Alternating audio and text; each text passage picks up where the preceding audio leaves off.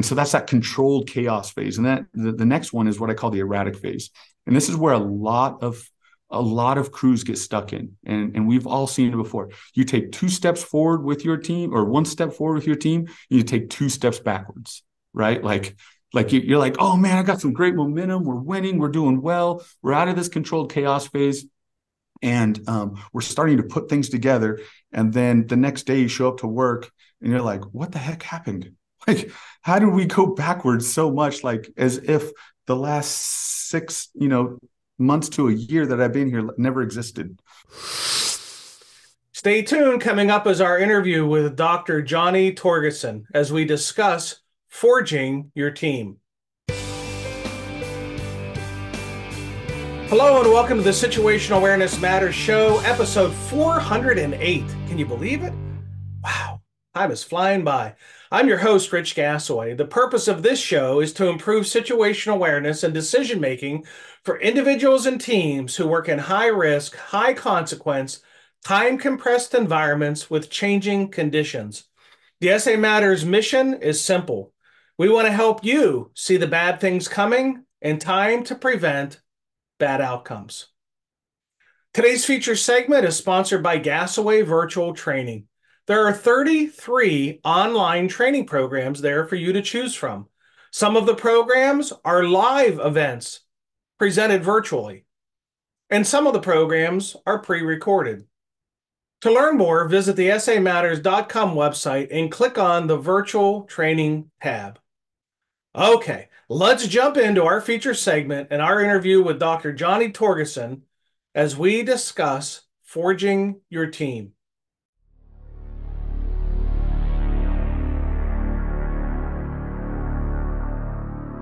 Dr. JT started his career in 2000 as a U.S. Army firefighter. He's worked for several fire departments around the world. Currently, he works at the Marine Corps Logistics Base, Barstow, Fire and Emergency Services as an Assistant Chief of Operations. He's led as an Army Sergeant, CEO, and Fire Officer. At the age of 25, he opened a 24-hour health club and became a top 100 grossing franchisee. He obtained a bachelor's degree in business administration with a concentration in marketing and a master's degree in leadership and a doctorate in strategic leadership. Dr. JT is credentialed through the Center for Public Safety Excellence and works as an instructor for 2 colleges. He's achieved multi-life-saving awards and service distinctions throughout his career. Moreover, he has authored a book titled Forging Your Team, Demystifying Team Development in the Fire Service, and writes for multiple publications. He also is a mentor for transitioning veterans through American corporate partners. Dr. JT has a passion for serving people and developing teams. Throughout his career, he has developed award-winning teams and transformed organizations through his distinct strategies. Okay, let's jump into the feature segment with Dr. JT. All right, you ready? Yes, sir.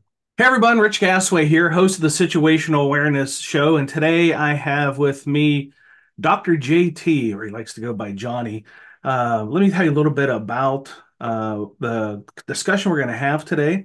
The fire service seems to be struggling with recruitment and retention. I don't think that part's necessarily that big of a surprise for everybody that's paying attention to what's happening out there in the fire service world right now, and probably the broader world as well, but we're focused here for the fire service on this discussion. It's also challenged by mental health crisis and growing apathy within our profession, and I bow my head in sadness to that. The good news is we have the power to fix it. Working in a team environment provides job satisfaction, psychological safety, and a feeling of community. And fire service leaders have the responsibility of developing teams. So Dr. JT wrote a book about this on how to forge your team. Dr. JT, welcome to the show. Yeah, thank you, Rich. I appreciate you. And from here on out, we're just going to be Johnny and Rich. Yes, yeah. Oh, whatever. like, oh, I can't say that. Wouldn't it be funny if my name was Roy? It'd be Johnny and Roy. Oh, that would be amazing, Yeah, yeah. actually. For those who Yeah, are still, old enough to remember.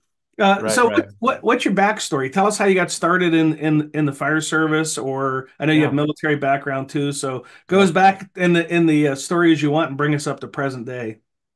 Yeah. So I was born in, I'm just kidding. Yeah, so I started out as a hopeful firefighter. And how that really worked was I was like most teenage boys in high school. I didn't really pay attention to my academics. I was into sports and making money on my part-time job, and it finally got to my senior year. My dad kept, kind of, pressing me like, hey, what do you want to do? What do you want to do with your life? Like, don't just, kind of float through life. Like, have a goalpost, and you need to like laser like focus. You need to like go for that.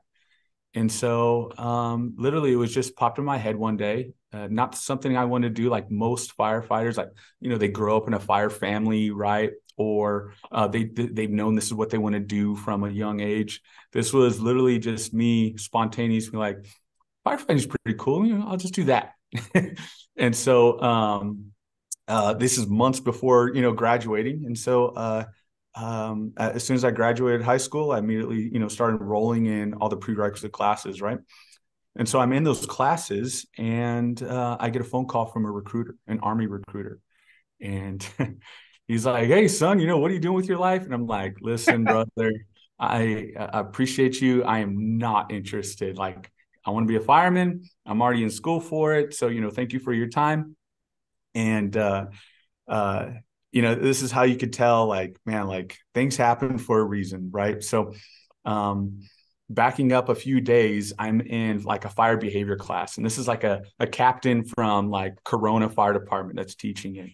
And he's talking about like how long it takes. And this is, 1999, mind you. So the timelines are a little different now. But in 1999, he was basically saying that like, hey, our average firefighter, like starting today as an 18-year-old, takes till they're about 28 years old before they are sitting and, riding an engine and whipping 911, right? And so, and that's an average. Obviously, people can break the mold on that. There's exceptions to every rule, but that threw me back a little bit, because I was hoping, in the next few years, right? And I'm like, man, 28, but whatever. Like, I was in it to win it.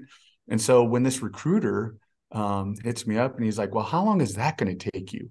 It was the right question, because I had just heard from this captain from Corona. So I answered him honestly. And so that was his window. He was like, well, listen, sir, we will pay for your college. We will pay for you to go to the fire academy right now. In the next 6 months, you could be riding on the back of an engine. And I was like, all right, well, I'll see you in a little bit. Path of least resistance. And so, from there it was on. I joined the Army as a U.S. Army firefighter. And I did that for 4 years and got to travel the world and work at a couple bases as a full-time firefighter. And then from there, I got out as a civilian and became a civilian firefighter for the federal government. Once again, path of least resistance. Just it was an easy transition, and so I have been working at MCLB. So I traveled to a few different bases, volunteered at a few different, departments. So I got that experience. I went overseas for a little bit for Kellogg Brown and Root as a contract firefighter. A lot of military firefighters kind of have the same story I do. But nevertheless, I in 2005 started working for MCLB, which is Marine Corps Logistics Base Fire.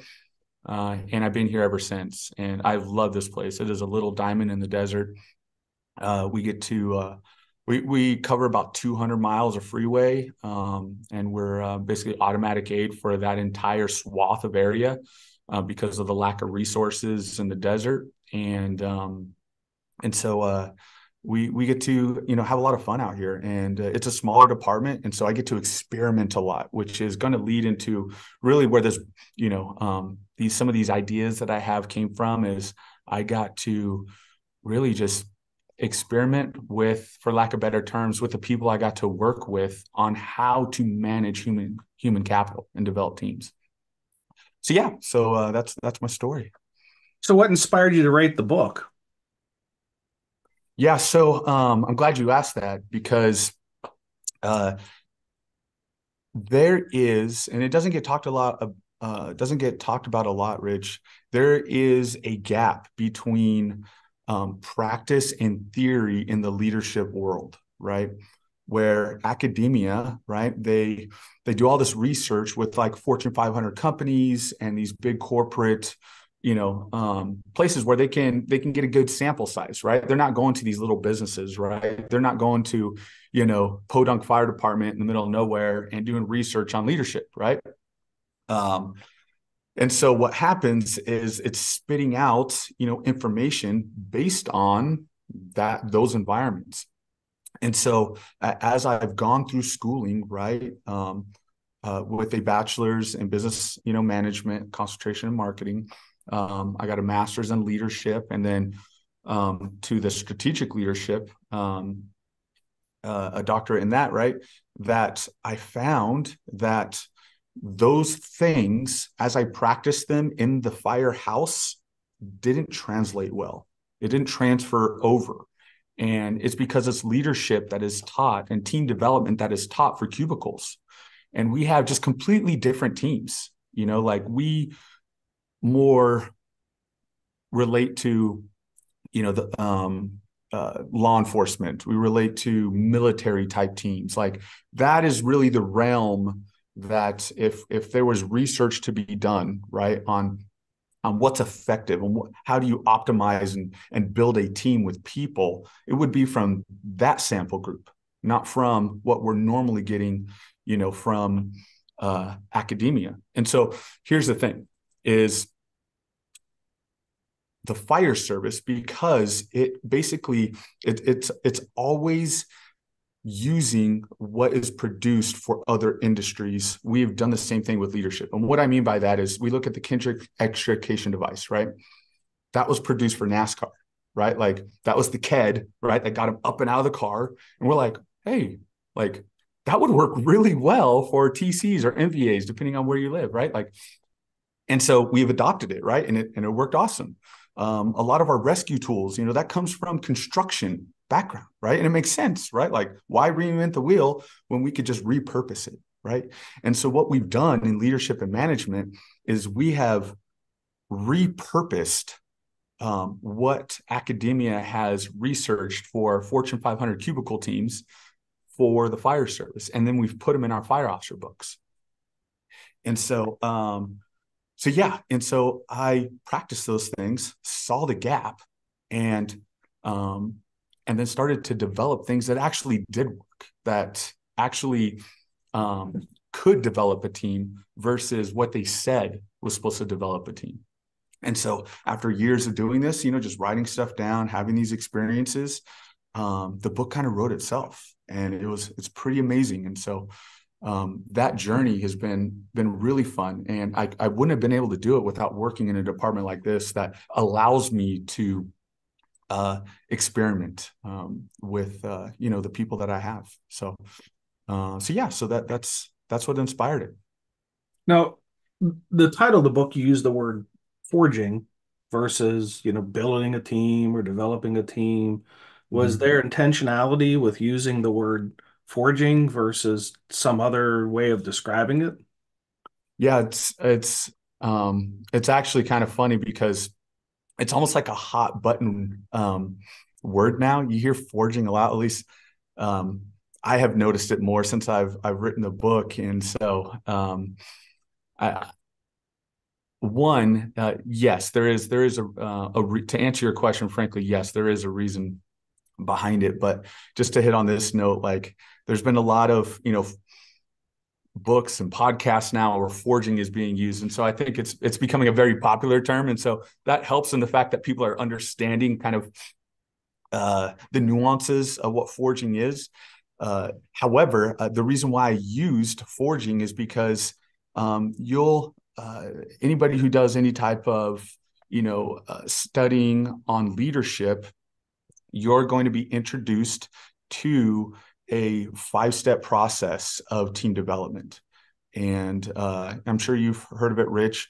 but it's the forming, storming, norming, performing, adjourning, right? And that was developed by Bruce Tuckman in 1965. Well, guess what we're still using today as our team development kind of linear process: forming, storming, and so that's all I knew, right? And so, you look for these things, right?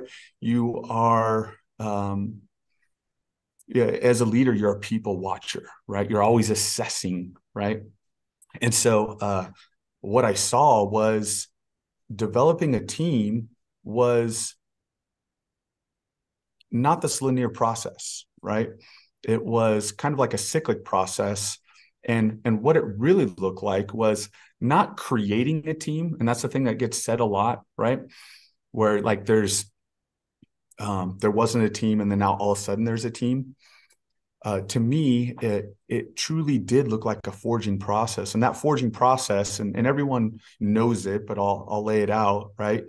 That forging process is we're going to heat something up, right? Some kind of metal, right? That we want to shape, right? And so first you heat it, right? And then it gets to a certain temperature, so usually like with most metals, like around 1200 degrees or so, right? And then you're going to shape, right, the metal. And then after you shape the metal, well, then you got to cool it so that way it solidifies. And then at the very end of the process, you're going to finish it, whether you're putting a nice sharp edge on it or you're putting some handles. You're creating value with what you just, forged. And so I likened that to the team development process. And so if we look at when we're developing a team, what I found is when you're first introduced to this group of people is that they come as they are, just like metal, right? Like if you're handed steel, like that's what you have to work with. So if I'm handed a person, they come with, a personality, with values, with character, with skills and abilities. Like that is the raw material that you're working with, right? And so I'm not creating anything. I'm actually getting a material that I need to mold into a useful implement for a team environment or for an organization.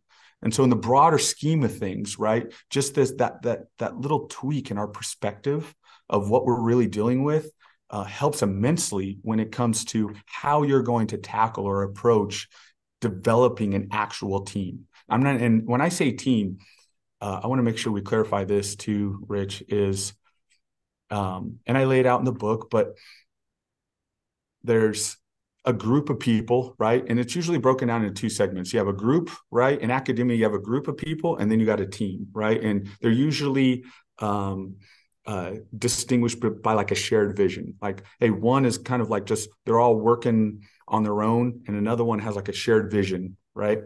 And they're all working towards that. And so now it becomes a team based on them using their unique individual skill sets and getting to point A to point B together, right?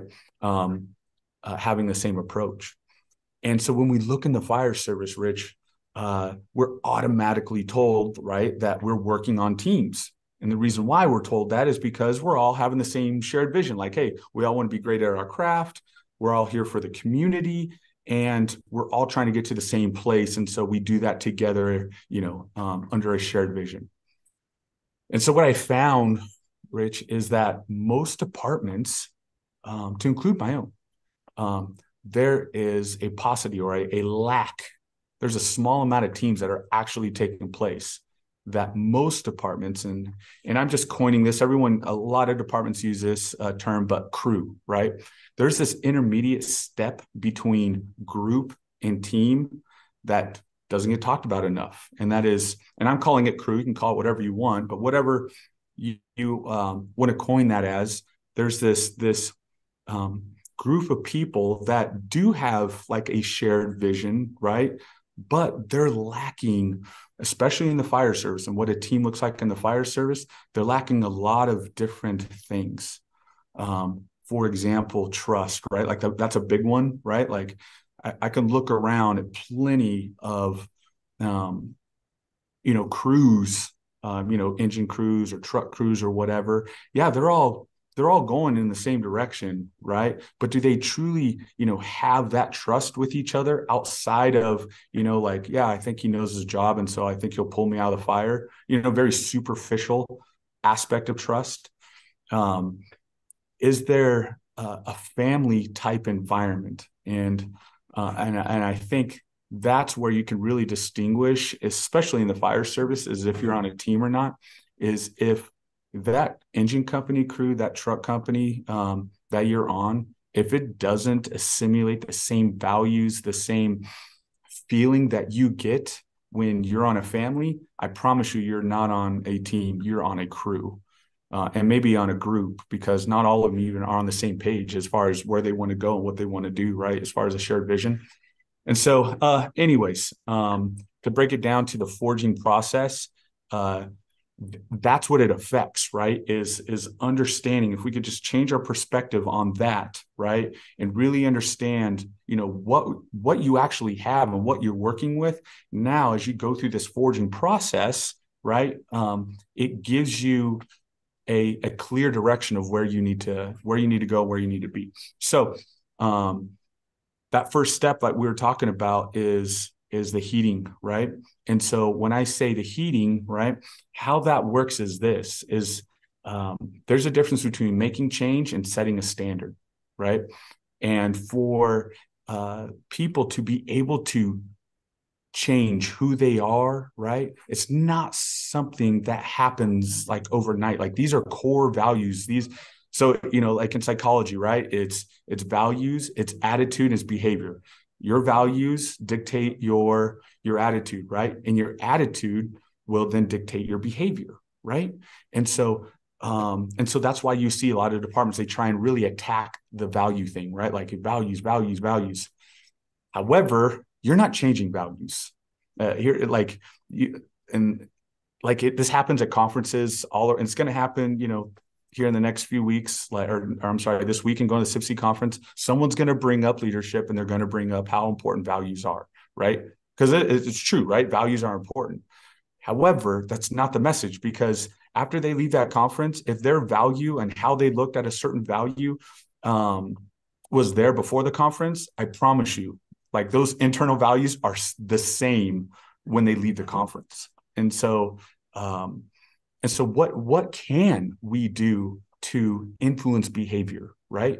Is really the only thing we can do outside of some kind of monumental, huge, cataclysmic event. That's what usually changes values, right? Like when people have near-death experiences, going through divorces, just something that is life-altering, right? Values do get changed there, but that's what it takes. And you, as a leader in the fire service, there's not much you are going to be doing as an individual to change those values of somebody.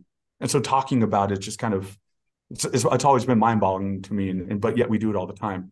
And so what does that leave us, right? If we know values, dictate behavior, and I'm sorry, dictate attitude, and attitude dictates behavior, well, what can we impress upon, right? And so that's where I say in this forging process, right, it's the standard that we can actually induce change. I know I'm not going to change these values, but while I have influence, and what I call proximal influence, there's 3 types of leadership influence.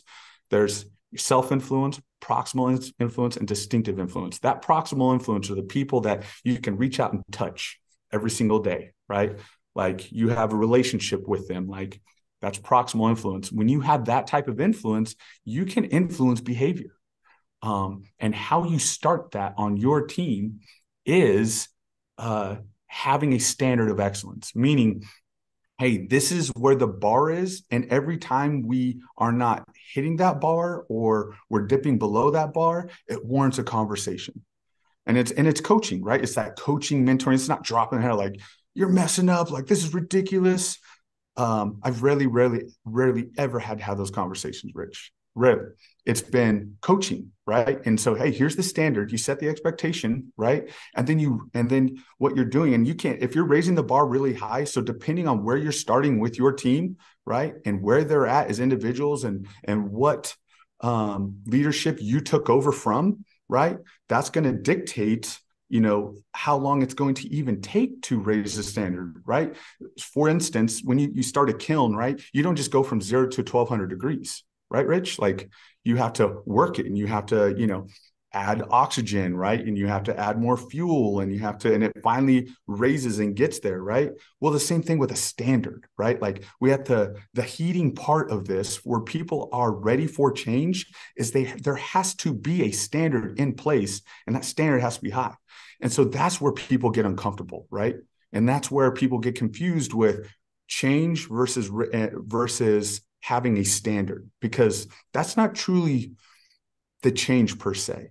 What happens is, once the standard is set, now change can actually take place. If there's no standard, you're not changing anybody, right? And so this forging process, Rich, is, first, we got to heat them up, right? And I mean that in a very positive sense. And that is, we need to slowly but surely increase the standard of how we're doing business. Now we can get to a point where we have change. And so that next part of the change of the forging process is shaping, right? And so once a raw material, right, is heated to a certain degree, right, now it is malleable, right? Like, you can, start taking swings of the hammer. And so here's another pitfall, right, that I'll share with you, Rich, in this forging process, is that people will take really big swings, right? And I have been, I've done the same thing as a new leader, right? Like, where you're trying to turn this piece of metal into an axe in 3 blows, right? Like, that's not how it works either, right? Like, and that's because we're all human, and we're all cold metal. We're all, resistant to change at our deepest level, right? Because it's not comfortable, and it should be that way too, by the way. Is, we don't want to, that when we're like flopping back and forth because we're easy to change, that makes us a very inconsistent person, and which also makes us untrustworthy, right? And so it's good that we're resistant to change, but our greatest asset of who we are as individuals can also encumber progress, right? As we see the resistance to change. And so, how, once again, so here's our dilemma, just like the heating aspect of this, right? We have a dilemma with change, right? And so, how does that work? And so, once again, it's patience. We're not going to, change this, piece of metal into a flat-headed axe within a few blows. It's, one, having a plan, right? There's not a blacksmith out there, right, that just starts swinging away at the hammer and has no idea where they're going with this thing, right? So as a leader, you can't be reactive. You have to be intentional, right? Just like a blacksmith, you have to be intentional about where you want to go and what you want to do. And a lot of times that's a shared purpose. That's a shared vision. That's getting your team on the same level. And how I say to do that is, it's that informal leader. Like, anybody who leads alone is not leading. You're just a dictator. You have to lead with someone in your team that is an informal leader. You do that, and the sky is the limit, right? John Carter calls it building a guiding coalition, right? And so, with that said, now we need to take, with your informal leader, soft blows of the hammer, small incremental changes, right? Until we get to where we want to be in our vision, right? And then once we are approaching it or getting there, right, then that moves on to the next stage of forging your team, and that is that cooling phase. And this is the one I had to learn the hard way. I was very naive on my abilities to affect change in human behavior. Remember in the beginning, we're talking about like values dictate attitude and attitude dictates behavior. Well, remember, I never changed the values on these things, and nor will most people. And so once someone leaves your crew, like say they get trained, like a bid cycle happens and they get bid out. This has happened to me a lot, right? Where like other people want to work with you, right? And then now you have, more senior people bidding your station or bidding your crew, right? And then those people with, less shop time or less service comp date or whatever, they can no longer work with you, right? And so, this would happen frequently, and I would watch those people as they went to other crews, right, and other stations. And what I would notice is that if they weren't going to another crew or another station that had the same exact culture that we had built within our team, they would go back to what they were before. They would resort to what their values are, because that proximal influence was no longer there, meaning it never got to be solidified in a culture, right? And that takes a long time. And so this solidification is what I call cultural immersion. If you are not, if whatever culture you have is not conducive to the change that you made, it will not keep its shape. Meaning that person is not going to keep those behavioral changes. And so that cultural immersion, and it gets talked about a lot. In fact, Peter Drucker says culture eats strategy for breakfast, right? Like, like at the end of the day, like that's what matters. An organization that has a strong culture versus an organization that has a strong strategy, the culture is going to win in the end, because that's sustainable, right? Versus because it works off of automaticities. People are, they're working from the ground up and they're empowered, and there's this feeling, this aura in the air that makes them want to transcend their behaviors, right? Because we're all, at the end of the day, we're all like path of least resistance. We're all, we can get complacent, like that's what most of us draw back to without some kind of motivation that's getting us going, right? And so that culture is what usually does that, because people don't want to lose that. They want to be a part of a community. They want to, and they're not going to interrupt that, right? And so that's why I say that for this next phase of forging a team, how important culture is, and being immersed in that culture for change to take effect, because we're only able to touch those behaviors and attitudes, not values. And so the last part of it, right, is once you can create a culture, and the book goes way more in explanation on that. We don't have enough time for today, but once you create a culture, right, then that next step is creating value with your team, right? Is like, hey, now we've become a team, right? Now we can, as you as a leader, it's finishing and it's polishing, meaning you can always create more value with your team. It's not just like, oh, we reached the ceiling and we're here, right? Like, no, absolutely not. Like now it's the finishing, now it's the polishing part. And because of how, especially in the fire service, how things go, right, it becomes a never-ending job. And the reason why I say that is because you look at like the COVID-19 pandemic. Like, I don't care if you have the greatest team on earth, how it affected your day-to-day operations and just kind of the chaos that came with it, right? There was a lot of polishing and a lot of finishing, and maybe even some regression on your team development performance, right? When that stuff hits, or just on an individual basis, right? You get a new fire chief, you get a new deputy chief, new assistant chief, whatever. Maybe even your informal leader gets promoted, right? That person that was the glue of your team, right, is now gone. And now you have to coach and mentor a new informal leader to see the vision and be a part of that. And so it's this constant polishing and finishing work that you're doing, even once you get there. And so, that's the forging process. That is exactly why I use that term, because it just so blends so seamlessly well together, at least in my view, right? I'm sure there's other points of view on that stuff, and that's totally fine, right? In fact, I encourage it, but it certainly is, I think, more than this kind of linear step of, forming, storming, performing, adjourning, all that stuff, right?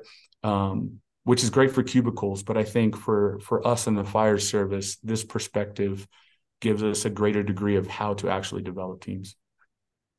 How do leaders track the progress of forging a team? I mean, they're putting forth the effort. Is there a way to see the progress or measure progress? Yeah, that's a really good question. So, like we were talking about with the, kind of linear process of the forming, storming, forming, storming, norming, performing, and adjourning, right? Is I also found that it's not quite linear, and it's more cyclical. And so I developed a a way to track where you're at in that progress, right? So if we're going to throw away the Bruce Tuckman, situation for the fire service, well, there has to be something that takes its place. And what does that really look like of where you're at? Because when you look at Bruce Tuckman's model, it's very easily defined, right? You can see where, okay, we're just coming together as a team. We're in a forming stage, right? Hey, now that we're getting to know each other, we're in a norming process where we can, work, fluently with each other. Hey, there's some arguing going on, and there's some, contention. Oh, this is definitely a storming. So like, it's very easy to track that progress, right? I think that's why it is so popular. And there's, I'm not throwing the baby out with the bathwater. I think it can work for plenty of cubicle, type, office type environments, right? But for us, going back to the point of like COVID and all that stuff like that, right? That once like you get to like a performing stage, right? There's so many things that are working against you as a leader and as with your ability to maintain a team that it's more of a cyclical type nature.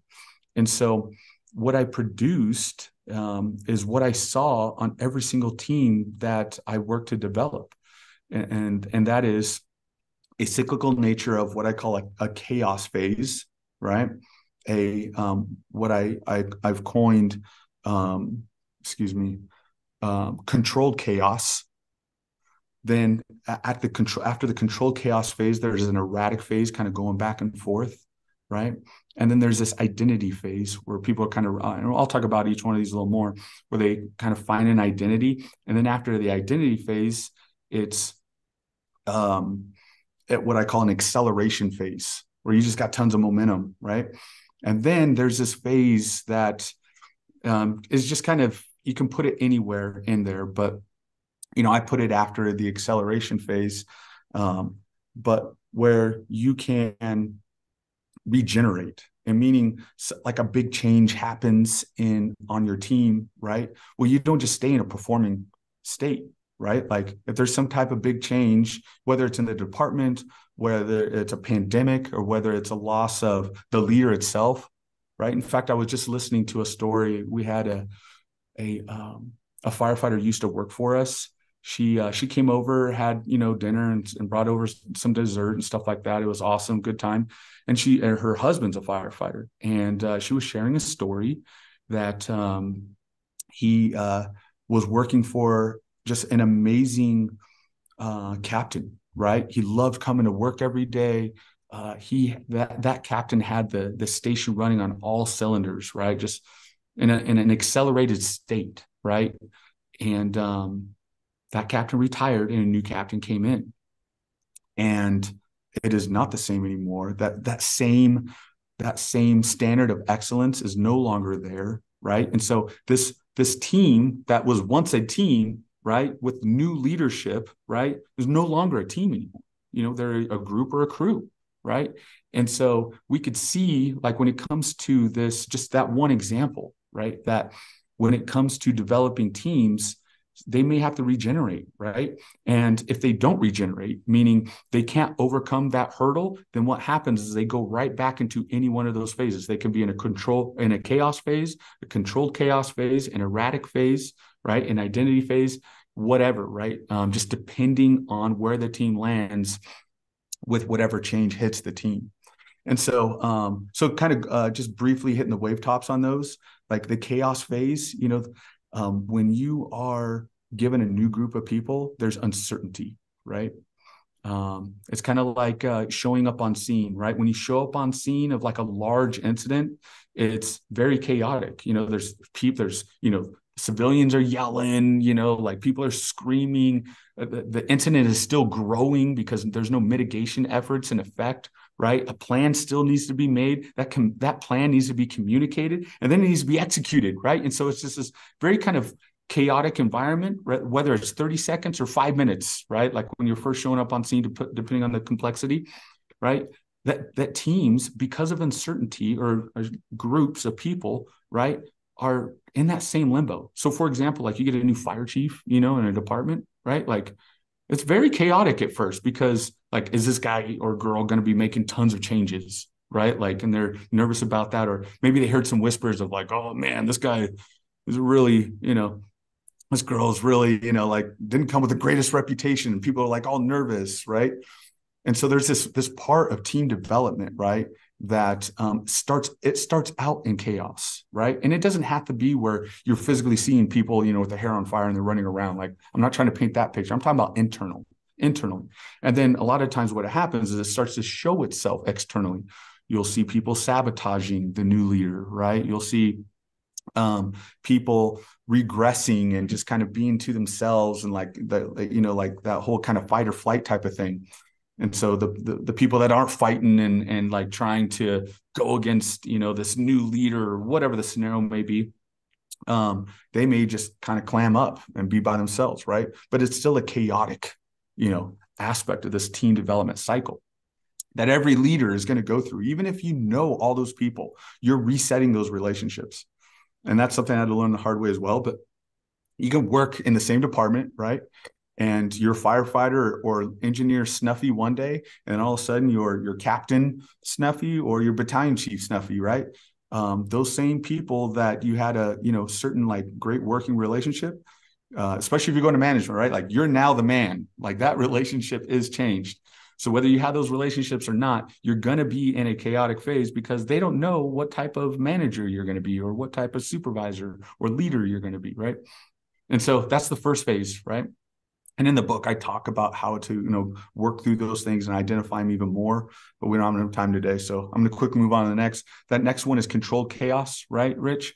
And that controlled chaos is, hey, there's some knowns now, right? It's been a little bit of time. And even though there's no real kind of normalcy to, how you're operating, there's still kind of this command presence. And what I relate that to is like big California wildland fires, right? When you show up IA, like initial attack on a California wildland fire, there's command and control at the top, right? However, a lot of it is like independent action at first, just because there's not all the processes in place to run effectively, right? And so you're kind of on your own a little bit. Like, you have a good like shared vision of like, hey, this is what we need to do. You get orders to like, hey, you're going to this area and you're doing bump and run, with WUI type operations, right? Like, whatever, they give you, right?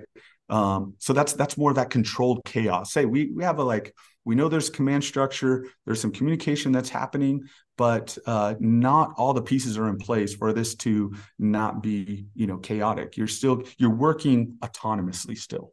And so you see that with teams, right? Like, as you're trying to develop this team, right, you go from this chaos phase where there's a little bit of time, right, that happens where you start to understand these norms and you see there's,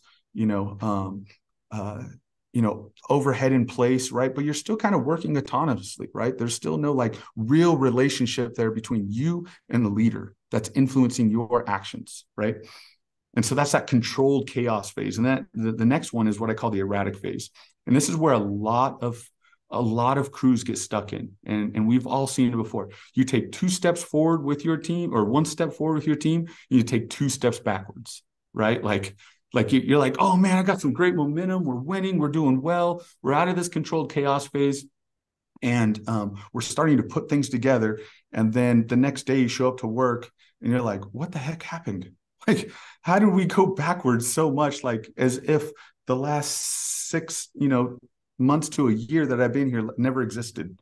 And you see that, like, you go through this period where it's just very erratic with your results and your performance and your relationships, right? Because things are always happening. It's just a very dynamic world that we live in. And so that would be the erratic phase, right? And a lot of people get stuck into that phase. Then the next one is what I call the identity phase. And this is a shorter phase, but what happens with this is you cannot develop a team unless you have an identity. And a good example would be like college campuses, right? Like college campuses, like they're all college students, right?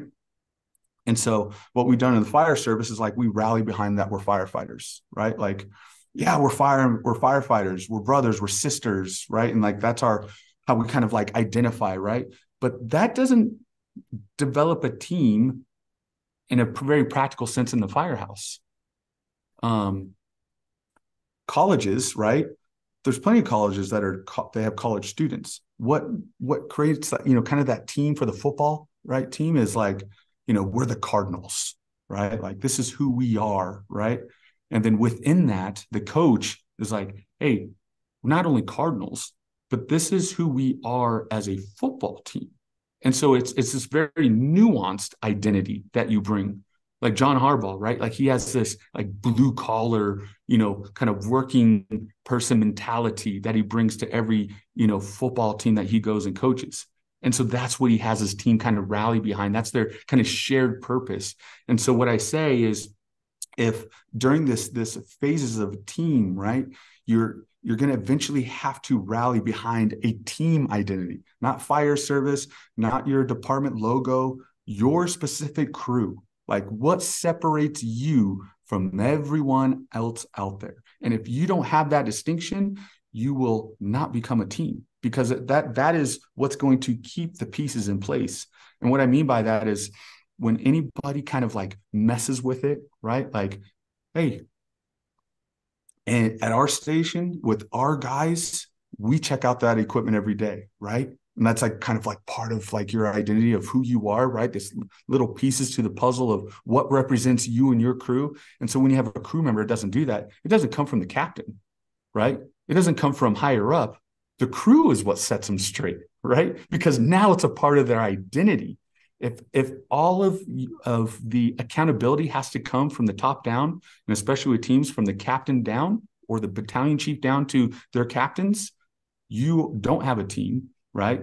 You haven't even reached the identity phase, because when you have an identity, the people that are on the team do not want to mess with that because of their identity, right? And people don't like when things mess with who they are and what they represent, right? And so that's that phase. You have to go through that phase. Like if you don't have the identity phase, you don't have a team, because the accountability on a team comes from the ground up. It doesn't come from the top down. And so after this identity phase, right, then you get into this acceleration phase. And this acceleration phase is where everybody knows what they are on and how special it is. On every single team that I've been a part of, it gets talked about almost every shift. That's because it's that oxytocin, that serotonin that's being released, right? Where like they feel it, they love it, they're a part of something that's special. And so they want to talk about those things because it's special. And they want to bring it up in a lot of conversations. And so then it's kind of like, man, I hope this lasts forever kind of thing. And it never does, right? But those are the conversations that take place, And so so when you're in that, right, you build a lot of speed and a lot of momentum, right? You can take on a lot of smaller challenges, a lot of things that can interrupt the team dynamic, because of the momentum that you have just kind of crushes it, right? And so that's the other beautiful part of actually being on a team. And so that's why I say, like, hey, when it comes to going back to kind of the original topic, right? So when it comes to our mental health crisis, when it comes to recruitment and retention, when it comes to apathy, the reason why we're having so much issues in the fire service is we are not working on teams, because every single team that I've ever been a part of forging, right? Those were not issues. People did not want to go anywhere else. Like they wanted to stay there. Oh, and by the way, they had job satisfaction. They loved being firefighters because they loved what they were doing and how we were getting there. Oh, and if we went to a really bad call, they were part of a family. And so there was this psychological safety that buffers a lot of the mental insult that we get, right? On a daily basis as firefighters. It doesn't fix everything, but it is it's a huge buffer, especially, with not every firefighter has a great family situation, right? And so we talk about it all the time. We're like, this is your family, right? And so if you don't have a family at home, or you're going through a divorce, or if the family, life ain't right, and then you're coming to work and you're not part of a family, well, it's no wonder we're going to have a mental health crisis. Like, who are you going to? How are you dealing with any of this stuff? Life is a team sport. It's not an individual. We're not made to be individuals. It's funny on that point, Rich, is like the worst thing you can do to a prisoner is confinement. It's not going to prison. How they punish people even more is they take them away from people, right? Because life's a team sport. Like we are a community, we're community beings.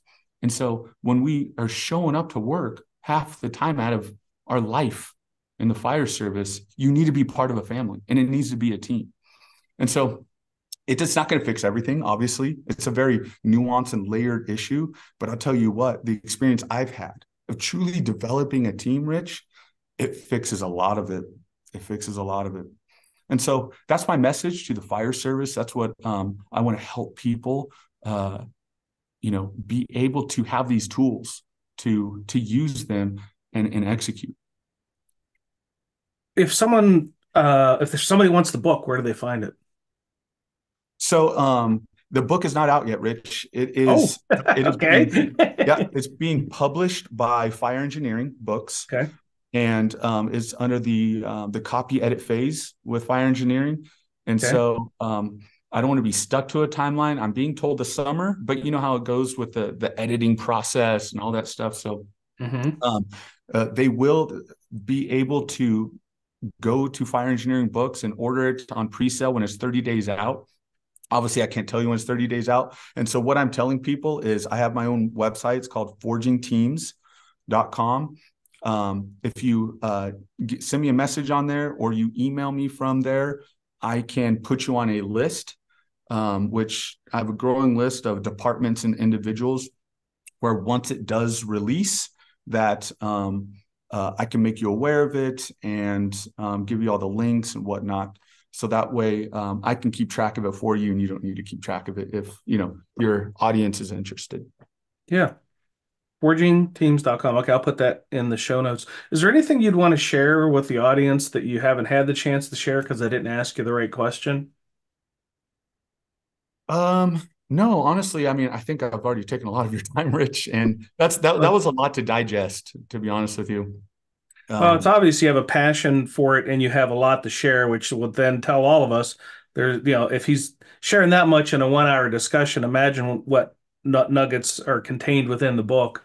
Right. And I'm presuming, although I shouldn't presume, that the book is an outcropping of your PhD research as well. Is that where the even though the writing, because I'm a first time writer, Rich, and so I want the audience to be aware you're reading a first time writer, and so it is a blend of my inability to just be like this amazing writer, and so it takes a very kind of, the reason why I'm answering it this way, because it takes that kind of like almost academic textbook approach, right? Because I'm trying to inform people and really trying to change people's mind, right? I think it was who said it? You may even know, Rich.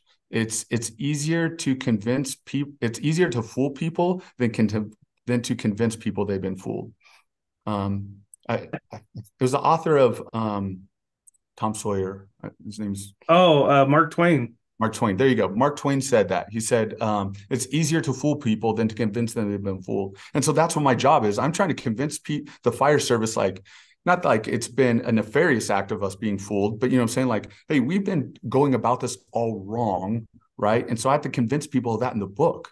Because if we're not on the same plane, if we're not on the same bus, I can't take you where we need to go. And so the book is kind of set up like a crawl, walk, run. And so it's like, hey, here's some information. Like, hey, this is how leadership looks. So the very first part of it is like, let's get on the same train for leadership, right?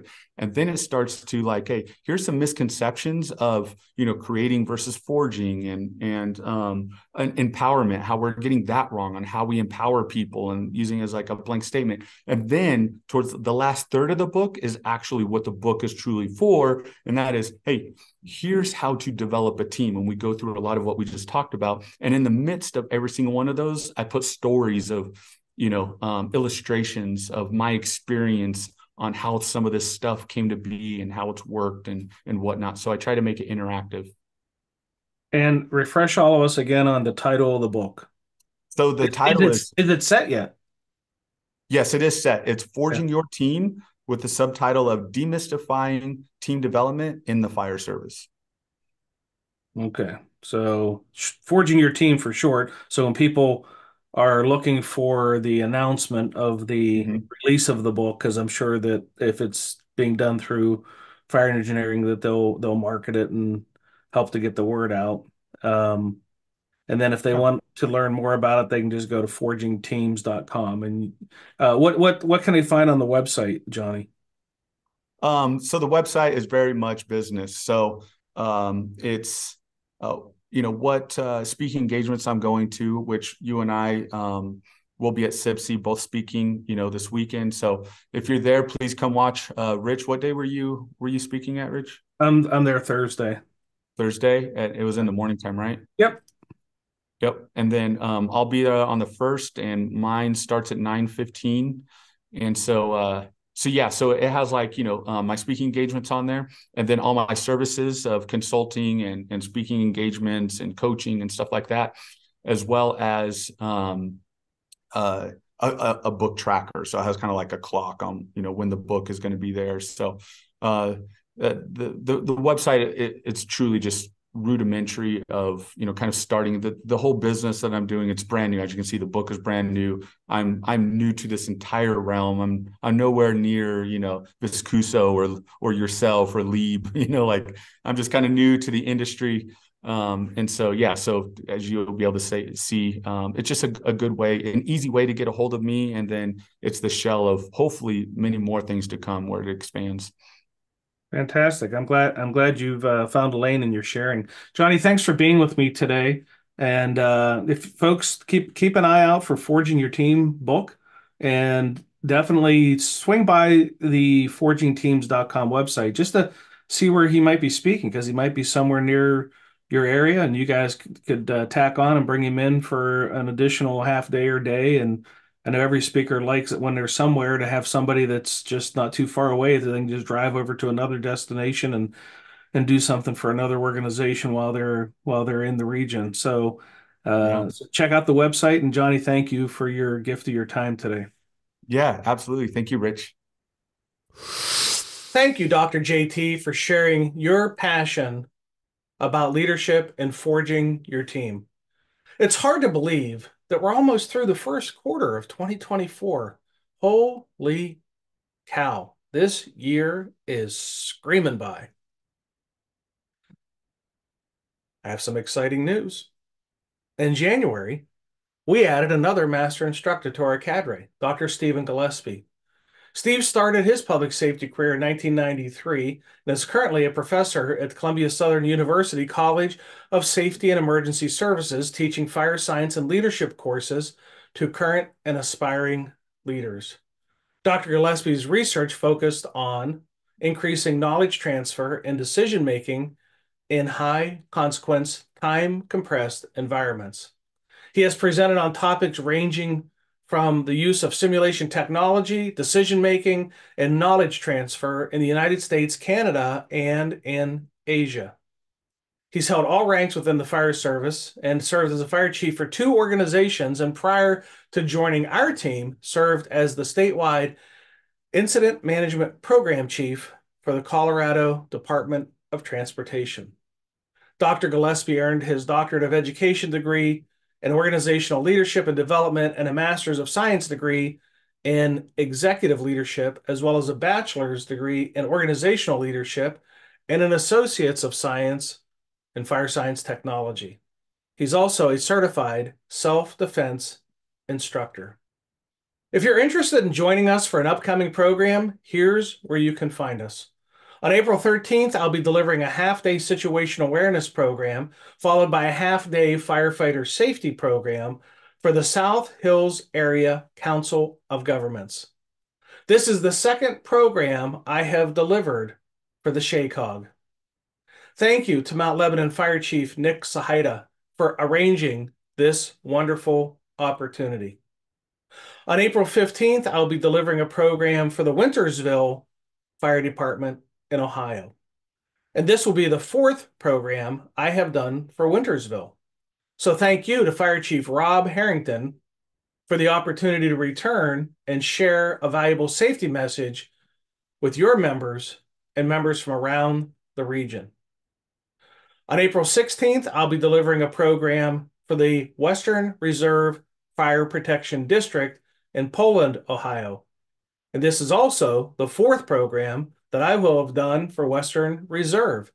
Thank you to Fire Chief Chip Comstock for the opportunity to return and share a valuable safety message with your members and members from around the region. And then on April 17th, I'll be delivering a program for the Steel Valley Fire Chiefs Association, hosted by the Swissvale Fire Department in Pennsylvania. This will be the 6th program I have done for Swissvale. Thank you to Fire Chief Clyde Wilhelm for the opportunity to return and share a valuable message with the fire chiefs of the Steel Valley. On April 19 and 20, Master Instructor Steve Gillespie and I will be delivering 2 programs at Taos County Fire Department, and we'll be doing that in Red River, New Mexico. And I am especially excited about this program, as New Mexico was the only state in the United States where I had not yet presented a situational awareness program, and that changes in April. I'm really excited about that. And our master instructors are working hard adding their own programs as well. Collectively, we have more than 40 programs scheduled so far this year. You can always see the list of the upcoming programs on the SA Matters website. I also want to thank the host of some recent programs and consultations that we have conducted. On January 22nd through February 2nd, Certified Master Instructor Drew Moldnauer presented at the Syncrude Refinery in Fort McMurray, Alberta.